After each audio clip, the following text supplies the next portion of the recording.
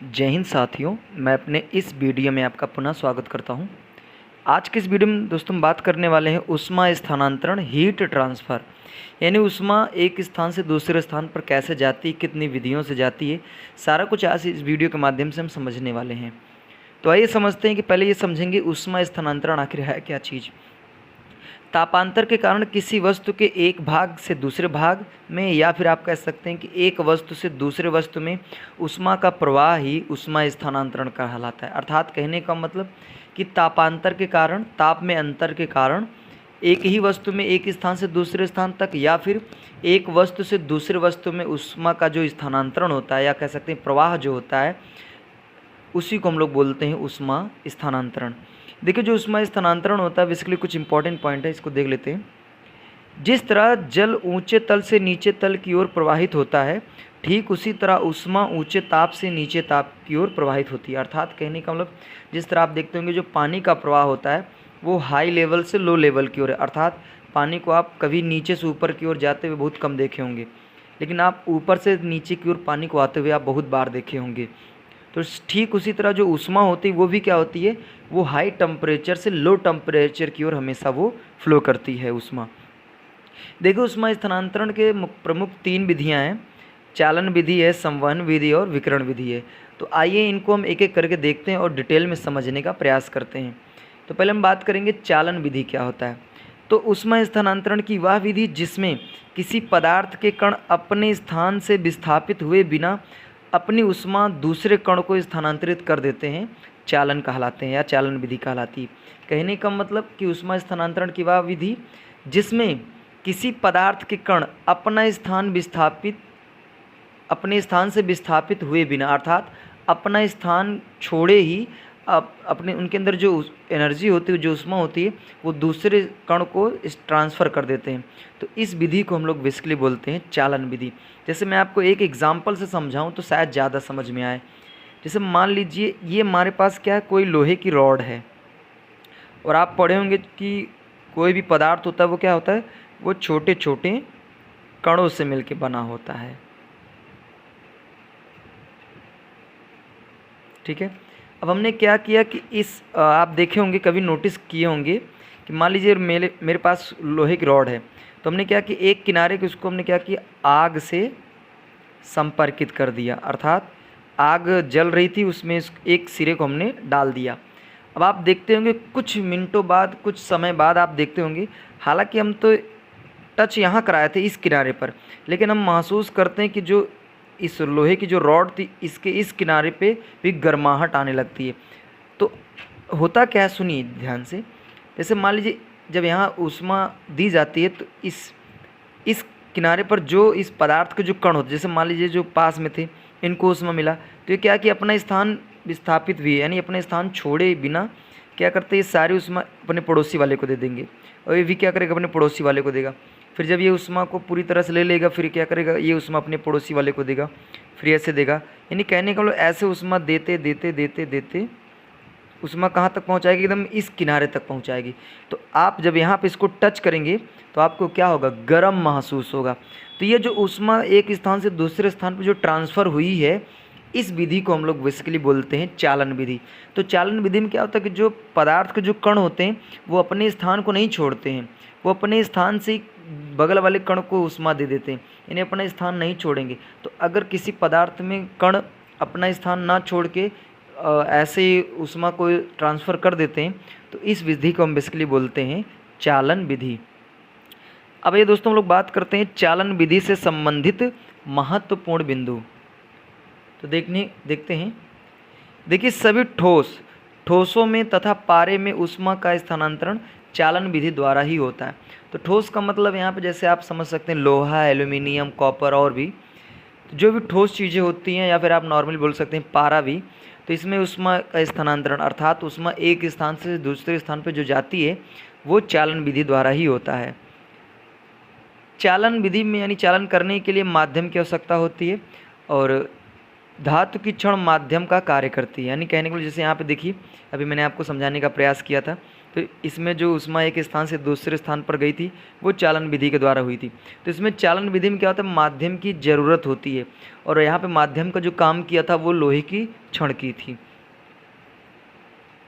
तीसरा पॉइंट है, चालन विधि एक धीमी प्रक्रिया है, अर्थात हम कह सकते हैं चालन विधि में जो होता है ऊष्मा का स्थानांतरण स्लोली होता है, यानी स्लो होता है, धीमे धीमे कह सकते हैं। चौथा पॉइंट है, चालन विधि में जो ऊष्मा का स्थानांतरण अर्थात संचरण जो होता है, इनका मार्ग टेढ़ा मेढ़ा होता है। टेढ़ा मेढ़ा का मतलब ये कि कोई ज़रूरी नहीं कि ये वाला कण इसी को ऊष्मा दे, इधर भी दे सकता है, इस वाले को भी दे सकता है, ये इसको दे सकता है, ये इसको दे सकता है, ये इसको, यानी मार्ग टेढ़ा मेढ़ा हो सकता है। उदाहरण में समझ लेते हैं कि धातु की जो क्षण गर्म हो जाती है, इसका मुख्य कारण जो ऊष्मा स्थानांतरण, हम ये कह सकते हैं कि कोई भी धातु की जो क्षण होती है वो गर्म होती है, तो वो ऊष्मा स्थानांतरण के चालन विधि के द्वारा ही होता है, जैसा कि मैंने अभी आपको एग्जाम्पल में समझाने का प्रयास किया। अब हम बात करते हैं संवहन विधि क्या होता है। ऊष्मीय संचरण अर्थात ऊष्मा स्थानांतरण की वह विधि जिसमें ऊष्मा का प्रवाह उच्च ताप वाले स्थान से निम्न ताप वाले स्थान की ओर माध्यम के कणों की सहायता से इस प्रकार होता है कि माध्यम के कण ऊष्मा ग्रहण करके स्वयं एक स्थान से दूसरे स्थान तक चले जाते हैं। यही विधि हमारी कहलाती है संवहन विधि। जैसे आपको मैं समझाऊं, इसमें चालन विधि मैंने ये बताया था कि उसमें जो कण होते हैं माध्यम अर्थात जो पदार्थ के कण होते हैं वो अपना स्थान नहीं छोड़ते हैं, वो क्या करते हैं अपने स्थान पर से ही ऊष्मा को ट्रांसफ़र कर देते हैं। लेकिन संवहन विधि में क्या होता है, जैसे मान लीजिए यहाँ पे ये कोई बर्तन है, जैसे मान लीजिए कोई बर्तन है, ठीक है, और हमने क्या किया, इसमें जल भर दिया है, मान लीजिए जल, और नीचे इसको क्या किया, हम ऊष्मा देना शुरू कर दिए। तो अब देखिए जब ऊष्मा देंगे तो ये जो द्रव के जो यानी पानी के जो नीचे के जो कण हैं वो क्या करेंगे, ऊष्मा को एब्जॉर्व करेंगे। जब ये पूरी तरह से जब संतृप्त हो जाएंगे तो जो नीचे वाले कण ये क्या करेंगे, अपना स्थान छोड़ के ये ऊपर की ओर प्रवाहित करेंगे। तो जो ऊपर के कण है वो क्या हो जाएंगे, वो नीचे की ओर आएंगे। तो अगर इस तरीके से ऊष्मा का ट्रांसफ़र होता है तो इस विधि को हम लोग बेसिकली बोलते हैं संवहन विधि। तो हम ये कह सकते हैं कि जो किसी भी बर्तन में हम लोग पानी को रख के या फिर दूध को रख के ऊष्मा पदार्थ को जब गर्म करते हैं तो वो बेसिकली संवहन विधि के द्वारा वो गर्म होता है। आप देखते हो जब पानी उबलने यानी पानी का टेम्परेचर धीरे धीरे बढ़ता है, जब वो उबलने ही वाला होता है तो देखते हैं कि पानी के जो नीचे के बुलबुले होते हैं वो ऊपर की ओर आना शुरू कर देते हैं।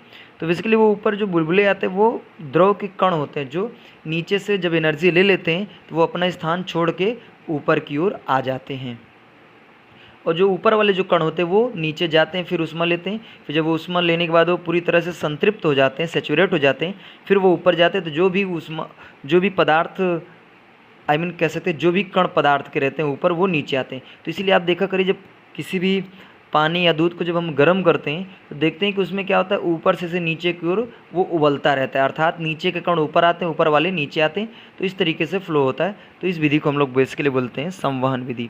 अब हम लोग समझने वाले संवहन विधि से संबंधित महत्वपूर्ण तत्व।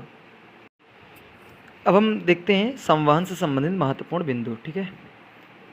पहला नंबर इसमें यह है कि इसमें माध्यम की आवश्यकता होती है। जैसे हमने बताया था कि चालन विधि में क्या होता है कि हीट यानी ऊष्मा को ट्रांसफ़र होने के लिए किसी न किसी की हेल्प और सहारे की ज़रूरत होती है। तो ठीक उसी तरह संवहन में भी माध्यम की आवश्यकता होती है। जैसे पानी को उबालते हैं तो यहाँ पे जो पानी होता है वो एक माध्यम का काम करता है। इसमें ऊष्मा संचरण धीमा होता है, जैसे भी मैंने चालन विधि में बताया था कि ऊष्मा धीरे धीरे ट्रांसफ़र होती है। सेम टू सेम संवहन विधि में भी ऊष्मा स्लोली ही ट्रांसफ़र होती है। इसमें संचरण का मार्ग टेढ़ा मेढ़ा होता है। जैसे भी मैंने आपको बताया था इसमें उसमें क्या जो पदार्थ के कण होते हैं वो क्या होते हैं, कुछ ऐसे जाते हैं फिर ऐसे वापस आते हैं। तो इनका जो मार्ग होता है वो टेढ़ा मेढ़ा होता है। उदाहरण की बात करें तो संवहन विधि में उदाहरण कहाँ देखने को मिलता है, तो बर्तन में रखे जल का गर्म होना ये संवहन विधि के कारण होता है। तो हालांकि मैंने आपको पहले भी बता दिया है कि अगर किसी भी बर्तन में हम लोग पानी को रख के गर्म करते हैं तो वो संवहन विधि के द्वारा ही गर्म होता है। अब बात करते हैं लास्ट, हम लोग समझते हैं विकिरण विधि क्या है। ऊष्मा स्थानांतरण की लास्ट विधि जो है वो है विकिरण विधि। तो विकिरण ऊष्मा स्थानांतरण की वह विधि है जिसमें ऊष्मा का स्थानांतरण प्रकाश की चाल से सरल रेखा में चलकर माध्यम को बिना गर्म किए एक स्थान से दूसरे स्थान तक स्थानांतरित होता है, विकिरण कहलाता है या कहलाती है। इस विधि में ऊष्मा स्थानांतरण के लिए माध्यम की आवश्यकता नहीं होती है। अभी मैंने आपको चालन विधि और संवहन विधि में बताया था, तो उसमें पहले चीज़ तो माध्यम की आवश्यकता थी और उसमें ऊष्मा का स्थानांतरण जो होता था बहुत धीमा यानी स्लोली होता था।